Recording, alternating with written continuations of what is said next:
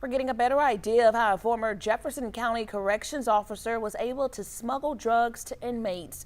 Investigators arrested Officer Aaliyah Hemphill last week. Officers say Hemphill was able to hide the drugs in plain sight.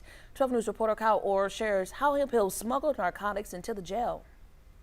Every corrections officer and inmate who goes into the jail is scanned by this machine. One little device can hurt someone that's working here. So this is for the safety of the overall facility. Similar to an airport, protocols and technology make it especially difficult for anyone to sneak in contraband. Before we didn't have anything. It was just, hey, go inside the jail, hope you're not taking anything inside the jail. Laboratory Director Emily Esquivel says inmates used to get drugs through the mail. But thanks to Sheriff Zena Stevens, that's a thing of the past. All mail is electronically scanned, so they don't actually get the physical paper, but an electronic picture of their mail. That's why Esquivel says former corrections officer Aaliyah Hemphill needed a new way to smuggle drugs to inmates: paper. They moved on to notebook paper because it's something that any jail staff could have on hand and that could easily bring into the jail facility. Pieces of paper soaked in dissolvable narcotics,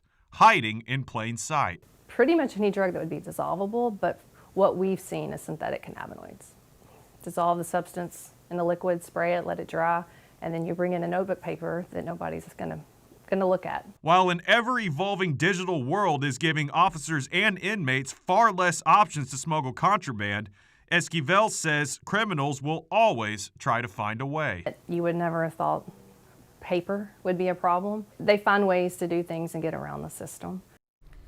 Authorities say after Hemphill's arrest, jail staff are seeing less issues with inmates having access to drugs, and they want to keep it that way. Now to